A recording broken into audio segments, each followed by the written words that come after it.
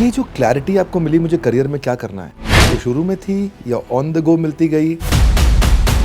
Depressed और under confident बच्चे के लिए क्या मैसेज देना चाहेंगे अमन? ओटीटी बच्चों के लिए, सोशल मीडिया या गेमिंग या व्हाट्सएप, चारों में सबसे बड़ा डिस्ट्रैक्शन क्या है? जब स्टूडेंट्स डिमांड करते हैं कि हमें अमन सर से ही पढ़ना है, तो इस प्रॉब्लम को कैसे सॉल्व करते हैं?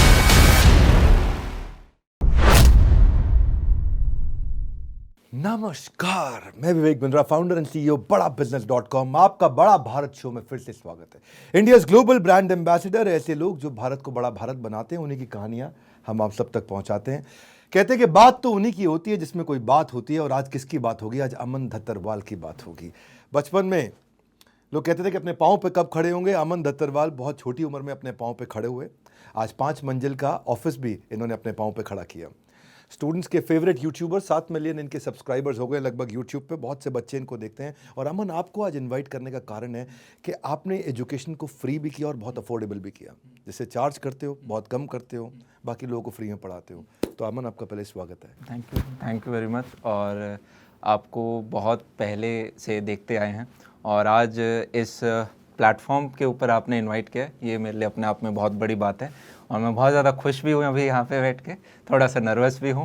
ये जो क्लैरिटी आपको मिली मुझे करियर में क्या करना है, ये शुरू में थी या ऑन द गो मिलती गई? क्लैरिटी तो आप यूँ बोल दो, करने कुछ गए थे, होता कुछ और गया।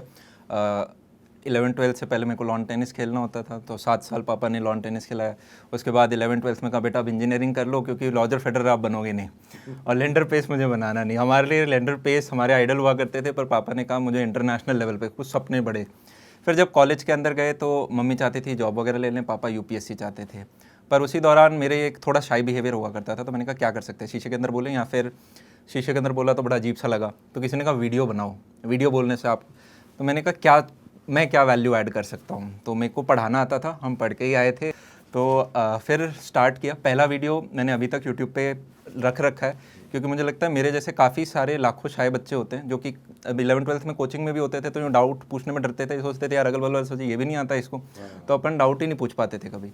तो मैंने वो वीडियो अभी भी देख रखा है, कोई चैनल पे जाके देखेगा तो उसमें मैं इससे 20 किलो कम हूँ, छोटा सा हूँ, ठीक है। और फर्स्ट ईयर में मैंने वो डाला था वीडियो, बड़ी ख़राब इंग्लिश एक्सेंट के अंदर वो बना रखा है, और वहीं से शुरुआत करी। फिर उस टाइम बच्चों ने इतना जज नहीं किया, अगला सवाल पूछते थे कि ये और डाल दो, नोट्स डाल दो, कुछ और वीडियो लेक्चर्स।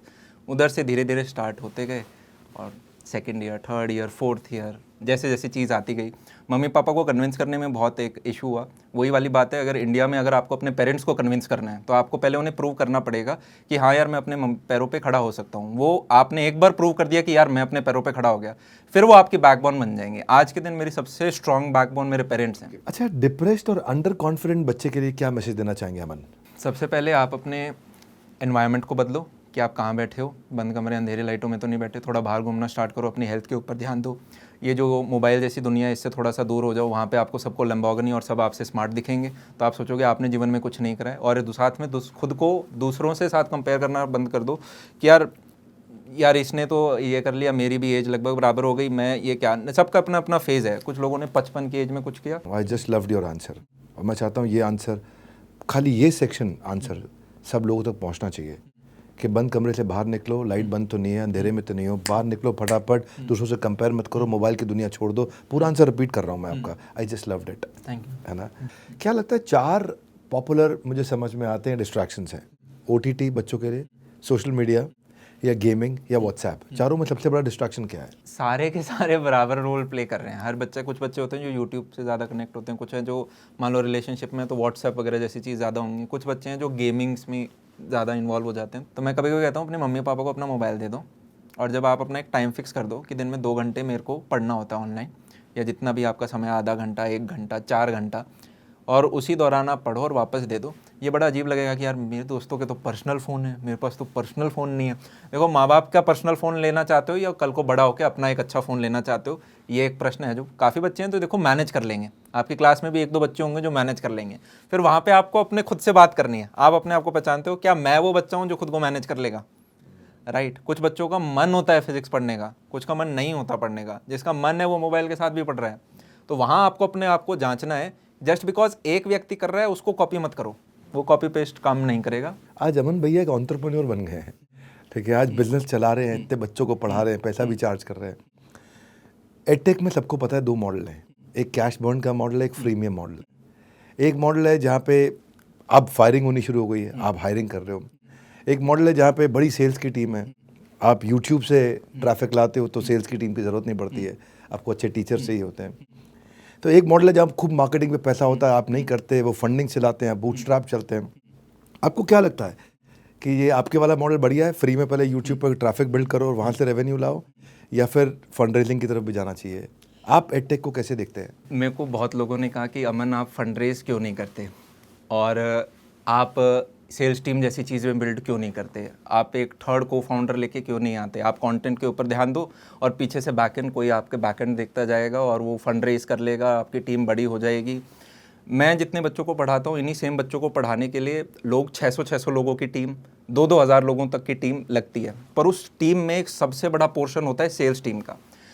मेरा ये है कि एजुकेशन के अंदर आज के दिन अगर हम प्रेजेंट, जब हमने शुरुआत करी थी तब तो कुछ नहीं था, मेरे को अभी भी याद है, हॉस्टल रूम से स्टार्ट किया था, उसके बाद एक कमरा लिया था, उस एक कमरे में पहले 3-4 हज़ार रुपये का बोर्ड लगाया था, उसके बाद फिर धीरे धीरे हमने ऑफिस बिल्ड करना स्टार्ट किया, लोगों को अपने साथ जोड़ना, और ये सारा बूटस्ट्रैप से। पहला जो व्यक्ति हमारे ज्वाइन करने आया था तो गराज था, वही जो बिल्डिंग बन रही थी उसका पहला फ्लोर ही बना था और वो पहला गराज था, तो वो खोल के खुद आया, ज्वाइनिंग थी उसकी, मैं नीचे लेटा हुआ था और वो कहा कि मेरे को ज्वाइन करना है आपने बोल, मैंने कहा आजा यार आजा, यही पीसी है, मेरे ही पीसी पे बैठना है। तो वो पूरे दिन मेरे पीसी पे काम करेगा, फिर मेरे अपना जब वो चला जाएगा तब। तो वो एक दूसरा दौर था, पर आज के दिन आपको एक सर्टेन अमाउंट ऑफ कैपिटल चाहिए, और वो मैं जो आपने कहा, हमारा जो यूँ बोल दो 0.1%, 0.2% जो बच्चा है, उससे मैं अपने लोगों के जो टीचर्स जुड़े हैं उनकी फीस सैलरी दे देते हैं हम। और एजुकेशन को आप पैसे से नहीं जीत सकते, और ये प्रूव हो चुका है। आपने कहा कुछ लोग हायर कर रहे हैं तो कुछ लोग अभी फायर भी बहुत ज़्यादा कर रहे हैं। पैसा सैकड़ों करोड़ों हज़ारों करोड़ लोगों के पास था, पर एजुकेशन को आप प्रॉपर एक इंडस्ट्री बना दो। देखो, एक थोड़ा बहुत आपको देखना पड़ेगा कि कितना खर्चा लग रहा है, कितना हम कमा के इसको क्या हम और बड़ा कर पाएंगे। साल के शुरुआत में हम 8 लाख बच्चा पर डे पढ़ा रहे थे, अब वो 20 लाख हो चुका है कि हम टच कर पा रहे हैं। वो तभी हो पाएगा अगर हम उसे एक प्रोग्रेसिव वे में ग्रो करेंगे। तो एक बेसिक आपको सेंस रखना पड़ेगा, पर आप यूँ सोचो कि यार मैं जब तक 500 करोड़ नहीं लाऊंगा, 1000 करोड़ नहीं लाऊंगा या 300 करोड़ नहीं लगाऊंगा, तब तक इस इंडस्ट्री को मैं कैप्चर नहीं कर पाऊंगा। वो एक ख़राब अप्रोच है। उसके पीछे सिंपल एक मैं गणित बता देता हूँ। हर एक एग्ज़ाम के अंदर या तो 10 लाख बच्चा बैठ रहा होता है, कोई बड़ा एग्ज़ाम है तो 18-20 लाख बच्चा बैठ जाएगा। मेजॉरिटी एग्ज़ाम्स जो हैं उनकी कैप साइज़ बड़ी कम है कि आप ज़्यादा चार्ज नहीं कर सकते। कुछ एग्जाम्स हैं जिनके अंदर गिने चुने, जिनके अंदर आप बहुत ज़्यादा चार्ज कर सकते हो। अब जेई हो गया, नीट हो गया, यूपीएससी हो गया, फिर आपके कुछ एग्जाम्स हैं जिनमें आप उतना चार्ज नहीं कर सकते। अब सारे लोग इन्हीं बच्चों के ऊपर डिपेंडेंट हैं, नेचुरली सारे लोग इन्हीं के ऊपर, क्योंकि यहाँ रेवेन्यू है। हाँ, तो आप जस्ट बिकॉज आपने 1000 करोड़ की फंडिंग कर ली डजंट मीन कि अरे 10 लाख का 10 लाख बच्चा भी आएगा तो कितना ग्रोथ दिखा पाओगे। शुरुआत में ग्रोथ आप दिखा पाते हो। अच्छा, मैं ये कहना चाहता हूँ कि जब स्टूडेंट्स डिमांड करते हैं कि हमें अमन सर से ही पढ़ना है और आप दूसरे टीचर लगा देते हो, तो इस प्रॉब्लम को कैसे सॉल्व करते हो? ये शुरुआत में होता था, पर फिर बाद में समझ में आया। देखो, मैंने आप क्या पढ़ाओगे, आप एक बैच भी अगर आपने ले लिया तो आपका एक बहुत सिग्निफिकेंट एनर्जी उसके अंदर जाएगा। तो या तो मैं उस पर्टिकुलर एक सिंगल बैच को पढ़ा सकता हूँ, या मैं ये कह सकता हूँ कि यार मेरे से 10 साल एक्सपीरियंस में और व्यक्ति लेकर आता हूँ और उन्हें मैं बोलूँगा कि मेरी जैसी एनर्जी भी ले आओ। बहुतों में ऑलरेडी इनबिल्ट होती है, और बाकी फिर हम स्लाइड्स करके अच्छा कि यार मेरी जगह 10 टीचर अगर मैं लेके आ पाऊँ तो वो एक बेटर वैल्यू है, बजाय कि मैं एक सिंगल सब्जेक्ट पकड़ के रखूँ। बेटर होगा कि हम मल्टीपल सब्जेक्ट्स, मल्टीपल चैनल्स, तभी वो 6ठी क्लास से लेके कॉलेज तक का बच्चा वो कवर होगा। अगर सोशल मीडिया नहीं होता तो क्या अमन धतरवाल इतने फेमस टीचर होते? कभी किसी दूसरे ऑनलाइन टीचर के साथ झगड़ा हुआ है? एक चीज़ जो आपको लगता है कि आप में है पर किसी और टीचर में नहीं है। अमन क्या चाहते हैं, 20 मिलियन सब्सक्राइबर या यूनिकॉर्न कंपनी?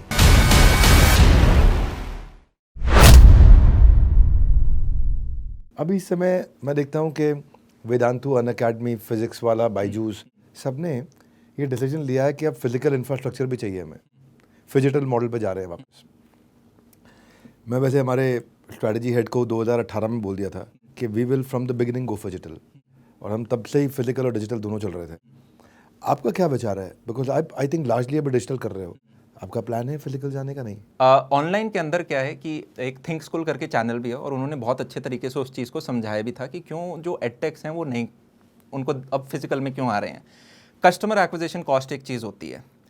आज के दिन अगर आपको ऑनलाइन एक बच्चा अपने पास पढ़वाना है तो बड़े एडटेक्स को क्या करना पड़ रहा है, वो 25,000, 30,000, 35,000 रुपये जैसी चीज़ें एक बच्चे को कन्वर्ट करने में लगा रहे हैं। अब जो व्यक्ति 30-35,000 रुपये एक बच्चे को लाने में लगा रहा है, वो कोर्स 70,000 का बेचेगा।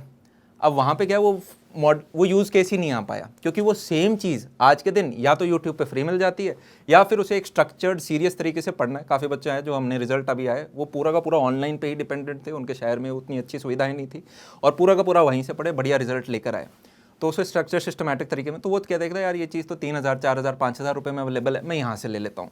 तो वहाँ पे वो 70,000 रुपये का जो ऑनलाइन कोर्स था उसका यूज़ केस ही पूरा कैंसिल हो गया। जिस चीज़ को बेचने के लिए एक बंदे को आपको 35,000 रुपये लगाने पड़ रहे हैं, मतलब उसका अब इतना नीड नहीं है। वो बच्चा के माँ बाप कह रहे हैं 70,000 रुपये में यार 70 और जोड़ के मैं ऑफलाइन भेज दूंगा इसको। तो इसलिए अब क्या है कि अगर आपको बड़ा रेवेन्यू दिखाना है तो अब आप क्या करोगे, बड़ी टिकट साइज ऑफलाइन की आएगी कि भाई आप वहाँ बोल सकते हो लाख, 1.25 रुपये या 70-80 जो भी है। तो इसलिए अब ना चाहते हुए काफ़ी सारे इन्वेस्टर्स की नीड है, बड़ा रेवेन्यू दिखाना और है, इसमें बड़ी growth एक है ना दिखानी दूसरा एंगल भी है। जो 12वीं तक का स्टूडेंट है ना, उसके पेरेंट्स थोड़े चाहते हैं कि वो बच्चा ऑफलाइन पढ़े। उधर क्या है, पीयर लर्निंग होती है, लेफ्ट राइट देखता है, कमरा छोड़ के इधर उधर नहीं जा पाएगा, ठीक है। और पर वहीं पे जब कॉलेज का जो बच्चा होता है, जो जीआरई की प्रिपरेशन कर रहा है, गेट की प्रिपरेशन कर रहा है, कैट की कर रहा है, यूपीएससी की कर रहा है, या कोडिंग प्लेसमेंट वगैरह इन तक की कर रहा है, ये बच्चा थोड़ा सा ज़्यादा मैच्योर होता है। इसने देख लिया होता है यार कि 11th-12th में कोचिंग ली थी, 1 घंटा जाना, 1 घंटे आने में लगता है। अब मैं कॉलेज के अंदर हूँ, मेरे लिए कंफर्ट ज़्यादा ज़रूरी है कि मैं अपने हॉस्टल कमरे या घर में अंदर बैठे बैठे ये चीज़ पढ़ लूँ, कॉलेज के साथ ये सारी चीज़ कर लूँ। तो वो बच्चे के लिए ऑनलाइन कोर्सेज एक एसेट बनते हैं। पर वहीं पर 12वीं क्लास से जो छोटा बच्चा है, उसके माँ बाप चाहते हैं कि यार हमें पता नहीं चलता है मोबाइल में पढ़ रहा है, वीडियो देख रहा है, गेम खेल रहा है, क्या कर रहा है। तो वहाँ पर उस थोड़ा पेरेंट्स चाहते हैं कि फिजिकल की तरफ जाया जाए। अमन, मेरी इच्छा है आपके साथ एक रैपिड फायर राउंड करने का। रेडी? आप कैसे टीचर है? स्ट्रिक्ट टीचर है, लीनियंट टीचर है? बहुत लीनियंट। क्या अमन को झूठ बोलना पड़ता है? बहुत बार, कई बार झूठ बोलना पड़ेगा। आगे बढ़ने के लिए कंपटीशन में बिलीव करते हैं, कोलैबोरेशन में? कोलैबोरेशन। अगर सोशल मीडिया नहीं होता तो क्या अमन धतरवाल इतने फेमस टीचर होते? नहीं, बिल्कुल नहीं। अमन अगर कंटेंट क्रिएटर नहीं बनते तो क्या बनते? मैं कंटेंट क्रिएटर नहीं बनता तो मैं सरकारी में होता। रील्स की एडिक्शन से बच्चों को बचने के लिए क्या करना चाहिए? मोबाइल छोड़ दो। अमन क्या चाहते हैं, 20 मिलियन सब्सक्राइबर या unicorn company? 20 million very strong subscribers, और उनसे मैं एक नहीं 5 यूनिकॉर्न बना दूंगा। कभी किसी दूसरे ऑनलाइन टीचर के साथ झगड़ा हुआ है? टीचर्स के साथ अपना हमेशा अच्छा ही रहा है, मतलब ऐसा सच कुछ रहा नहीं, और बढ़िया है। मतलब ऐसा कभी हुआ है किसी क्वेश्चन में आप फंस गए और फिर आंसर गोल गोल देके घुमाते रहे? हाँ, बहुत बार। वो ऐसे क्या शुरुआत में होता था तो फिर गोल गोल घूमते थे कि यार कोई नहीं, बाद में बता दूंगा, कल बता दूंगा, अरे हाँ यार इसमें तो यहाँ फंस गए, मतलब वो आपको एडमिट करना पड़ता है। माय नेक्स्ट क्वेश्चन, रिलेशनशिप बच्चों को बहुत परेशान करता है, यंग बच्चों को। रिलेशनशिप को लेके उन्हें क्या एक लाइन में मैसेज देना चाहते हैं? मैं ये बोलूँगा, जैसे अगर 12th क्लास तक हो तो इसके बारे में ज़्यादा ना सोचा जाए, और कॉलेज के अंदर भी तब सोचा जाए जब या तो आपको पता हो आपका कॉलेज इतना अच्छा है कि आपकी प्लेसमेंट लगनी है, या फिर आपने अपना पैरों पे खड़े हो गए हो। प्रोफेशनल लाइफ में हाँ, प्यारा सा छोटा सा करियर रहा है आपका अभी तो 24 क्या है, लेकिन इस प्रोफेशनल लाइफ में कोई ऐसी कंट्रोवर्सी जिसने आपका दिल दुखाया हो? ये कंट्रोवर्सी तो पार्ट है, ये वेव्स की तरह है। ये एक वेव आएगी, झेलो, चली जाएगी, आप शांत बैठे रहो, आएंगी जाएंगी, आएंगी जाएंगी। आप सोचो कि यार 10,000 लोग बोल रहे हैं 10 लाख में से, और वो मैंने पहले भी कहीं बोला था, मेरा लेसन ये है कि इसको इग्नोर करो। अमन में और बाकी टीचर्स में क्या डिफरेंस है? सब बराबर हैं, सब अपने तरीके से पढ़ाते हैं। मेरा अपने तरीके से मैं फ़िज़िक्स को पढ़ाने की कोशिश करूँगा, कोई अपने प्रकार से। मैं ये ध्यान रखना का कोशिश करता हूँ कि आज जो मैं पढ़ाऊँ उसमें अपना पूरा डाल दूँ। अगर वो लिमिटेड चीज़ है कि पता है 90 चैप्टर हैं, यही पढ़ाने हैं, तो हर टीचर को बोलूँगा बेस्ट दे दो अपना, जो दे सकते हो। कुछ ऐसा बना दो कि प्राउड हो कि यार ये मैंने बना दिया। मैं अपने वीडियो एडिटर्स की एक बार मीटिंग ली, मैंने कहा यार पिछले साल में हमने कई सारे वीडियो निकाले, वो वीडियो बताओ जो सबसे अच्छा लगा। तो किसी ने कहा भैया वो 4 years of coding in 4 minutes एक हमने डाला था अपना कॉलेज पे, वो वीडियो अच्छा लगा, उसमें एडिटिंग। मैंने कहा ये जो अच्छे लगे ना, हमें इस साल इसी प्रकार के सारे वीडियो डालने, तो कितना मज़ा आएगा। अगर आपको 2 वीडियो ध्यान में आ रहे हैं तो हम ऐसा सब पूरा क्यों ना करें। अमन की यूएसपी क्या है? मैं अपने बच्चे से बहुत ज़्यादा कनेक्टेड रहना चाहता हूँ। वही कारण है कि हमने सेमिनार्स भी ज़्यादा लिए, वही कारण है कि हम एकदम बेचने पे ही नहीं आए सारी चीज़ें। उतना करा कि जितने में हम अपना पेट पाल पाएँ और इस ऑर्गेनाइजेशन को मैं और 10 से 20, 20 से 30, 40 से 50 कर पाऊँ। और विजन ये है कि मैं 24 का युवा हूँ, तो अभी काफ़ी सारे 18, 19, 20 साल के युवा भी बैठे हैं जो कि मेरे से बड़ा फोड़ेंगे और बहुत बढ़िया कर रहे होंगे। उनको अगर कहीं ना कहीं मैं थोड़ा कर पाया और वो कहीं मेरे को मिल गया तो वो बहुत बढ़िया चीज़ होगी। अमन एक एग्रेसिव एंटरप्रेन्योर है, पेशेंट एंटरप्रेन्योर है? मैं बहुत पेशेंट हूँ, पर एग्रेशन मेरे को पता है कब कब आपको बीच बीच में लगाना पड़ेगा। एंटरप्रेन्योर अगर एग्रेसिव नहीं हो तो क्या ही एंटरप्रेन्योर, पर आपके पास पेशेंस होना ज़रूरी है। जंगल में ना हर कोई, शेर है वो ताकत से मारता है, हाथी है वो साइज़ है उसके पास, अजगर है तो वो पेशेंस से मारेगा, ठीक है। और वहीं पे अगर भेड़िया वेड़िया है तो वो स्टेमिना से मारेगा, उसकी स्ट्रेंथ वो है। तो हर एक के लिए अलग अलग चीज़ ऑपरेट, किसी का एग्रेशन बहुत अच्छा है, किसी का पेशेंस बहुत अच्छा है। एंटरप्रेन्योर में आपको दोनों का एक बैलेंस चाहिए। अमन की सबसे बड़ी वीकनेस क्या है? एक तो सेल्स वाली जो चीज़ है, किसी की नज़रों में हो सकता है कि यार अगर आपके पास अपॉर्चुनिटी है तो आपको वो फंडिंग वंडिंग लेके कुछ बड़ा कर लो, वो वाला। और वैसे बोलोगे तो मैं ट्रस्ट बहुत ज़्यादा कर लेता हूँ कई बार, पर मैंने ये सीखा है आपका ट्रस्ट ब्रेक होता है फिर से ट्रस्ट करो, क्योंकि बिना ट्रस्ट के आप आगे नहीं बढ़ पाओगे। तो जैसा मैंने शुरू में बोला था कि बात तो उन्हीं की होती है जिनमें कोई बात होती है। तो थैंक यू अमन, आपके साथ बहुत सारी लर्निंग्स मिली है। Don't just follow your passion, excel in your passion. गली से शुरू करो, मोहल्ले से शुरू करो, बहुत आगे तक जाओ। आपका कैसा एक्सपीरियंस रहा? मेरा सर यहाँ पे एक्सपीरियंस क्या, पहले तो मैं बहुत खुशी का मैं टाइम है मेरे लिए कि मैं इस प्लेटफॉर्म पे आ पाया, आपने मुझे इनवाइट किया, और यही अपने आप में अच्छे दिन में खुश रहूँगा। पहले आया था तब भी खुश था, और मेरा एक्सपीरियंस भी बहुत अच्छा रहा। इस सेशन के अंदर हमने 10-15 चीज़ें डिस्कस करी होंगी, और उनमें से जो भी आपको अच्छी लग रही हैं उन्हें किसी पन्ने पे ज़रूर लिखना, वरना कल के खाने की तरह आप इसे भी भूल जाओगे कि ये देखा था।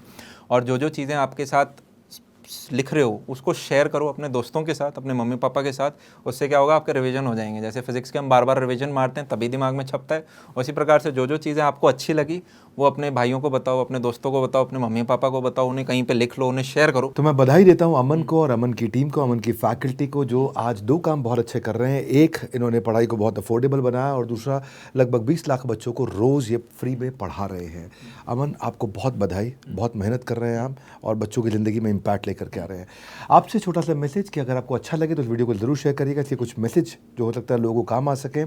बस थोड़ा सा और इंतज़ार, आ गया एक और बड़ा बुधवार, वो बुधवार जहाँ पे इस बड़ा भारत शो पे ऐसे लोग जो भारत को बड़ा भारत बनाते हैं, उन्हीं की कहानियाँ हम प्रेम पूर्वक आप तक पहुँचाते हैं।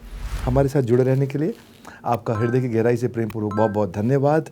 अमन दत्तरवाल, आपका विशेष धन्यवाद।